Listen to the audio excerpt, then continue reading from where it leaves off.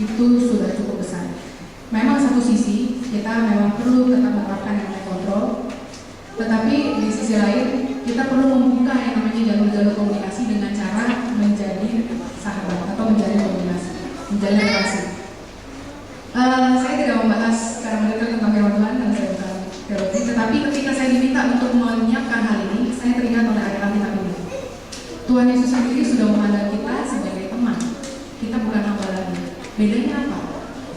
Ya, bedanya antara relasi yang di atas atau yang otoriter, ya maksudnya memiliki otorisasi, dengan yang setara. Aku tidak menceritakan banyak hal sama kamu. Tapi kalau Tuhan Yesus menceritakan dan mengajak dan menjadi teman buat kita, bukan sekedar memerintahkan, dia juga menjadi contoh. Makanya kamu adalah sahabat.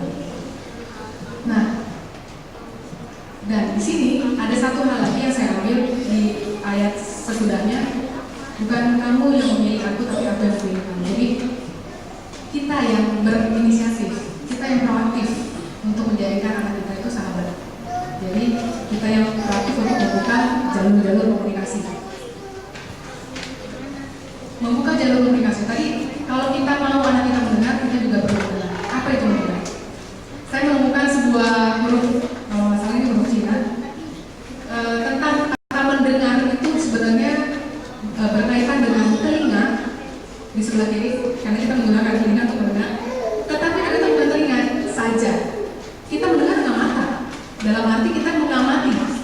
Jadi mendengar, mengamati apa yang disampaikan, dan mendengar dengan hati kita juga memperhatikan. Dan mendengar dengan hati itu maksudnya kita mengevaluasi, kita senang nggak dengan yang kita dengar, atau apa yang kita dengar itu membuat kita mau menimbulkan pemikiran apa yang harus kita ambil atau harus kita tindak lanjuti. Jadi mendengar tuh semuanya.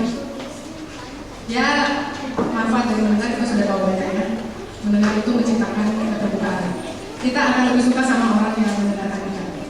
Kita akan lebih terbuka. Dan dia akan memperkuat hubungan karena dia menaruh antusiasme atau menaruh perhatian terhadap kita ketika dia mendengar. Dan yang paling penting adalah ini adalah keterampilan yang penting untuk mengatasi konflik. Karena kebanyakan konflik terjadi dari keinginan untuk didengar.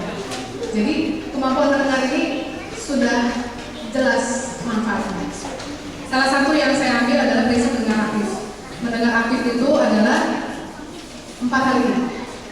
Kalau ada anak yang lempar atau dia marah-marah, apa yang kita lakukan untuk meresponi perilaku itu? Kalau kita tidak mendengar, mungkin kita akan bilang kamu nakal dan sebagainya dan sebagainya. Tapi kalau kita mendengar, kita memperhatikan juga perilaku itu, kita akan bertanya, kenapa mereka lempar? Ya. Terus kita mendengar atau menghakimi, tidak menyatakan bahwa itu salah dan itu tidak ditolerir misalnya. Kalau kita mendengar dan menghakimi, itu akan memblok komunikasi. Memparafrase itu kita mengulangi apa sih yang sedang dia rasakan, dan berempati kita berusaha untuk menempatkan diri di dalam posisi dia. Kalau dia lagi marah, marahnya meskipun kita tidak menganggap itu tidak masuk akal, tapi kita berusaha mengerti.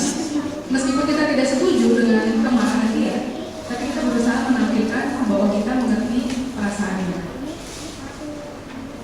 Ini adalah hal-hal yang menghambat untuk kita mendengar, menghakimi, mendiagnosa. Kalau memang kamu nggak bisa diatur, udah jelas itu. Emang kamu pelit, nggak mau berbagi sama adikmu, udah jelas gitu. Jadi kita nggak mendengarkan. Atau hal ini tidak memperhatikan perasaan lawan bicara. Ini papinya dia, papi lihat, iya aku dengerin kok, padahal dia sambil ketik gitu ya. Ini sebenarnya mendengarkan apa tidak? Jadi ini yang menghambat kemampuan kita untuk mendengar, meniadakan atau memperhatikan perasaan. Kita coba lihat dulu contohnya. Sebenarnya tidak menyelesaikan lucu-lucu lagi. Tapi yang tadi anak itu dia marah karena mainannya dikasih oleh orang tuanya ke, kalau nggak salah ya mungkin adiknya dan temannya atau ponakannya gitu ya.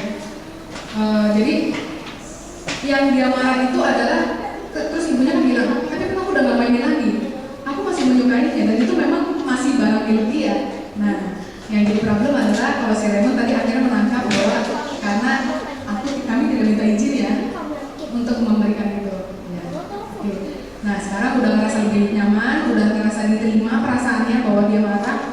dan itu it's okay, marah, tetapi selanjutnya gimana gitu kan. Akhirnya dia ngerasa sendiri, ya sini aku perbaiki nih, nanti aku mau kasih. Jadi itulah dampak dari mendengarkan anak. Tips-tipsnya adalah ya seperti yang tadi sudah dilakukan oleh Raymond ya. Kita berusaha memberikan tanda, berusaha mendengarkan, terus kita memberikan bahasa. Oh jadi kamu merasa ini, oh ya. Oh aku yang melakukan kesalahan gitu ya misalnya. Jadi ada pesan-pesan yang disampaikan. Sampaikan tidak setuju tuh pada perilakunya, tapi tetap kita terima pribadinya. Dan perhatikan aspek masyarakat. Kalau misalnya kayak tadi sih mamanya, terus, gitu ya, itu bukan jawaban gitu. Jadi sebagai bahasa tubuh kita itu membuat anak merasa didengarkan atau merasa dirampok. Kontak mata kita kan itu menyampaikan sesuatu. Kita marah atau kita berusaha mendengarkan. Tadi si Raymond segera memposisikan sama dengan anaknya, dia jongkok, ya supaya dia bisa melihat anaknya. Dia ada kontak mata, ekspresi, intonasi, ya, intonasi suara dan sebagainya. Nah,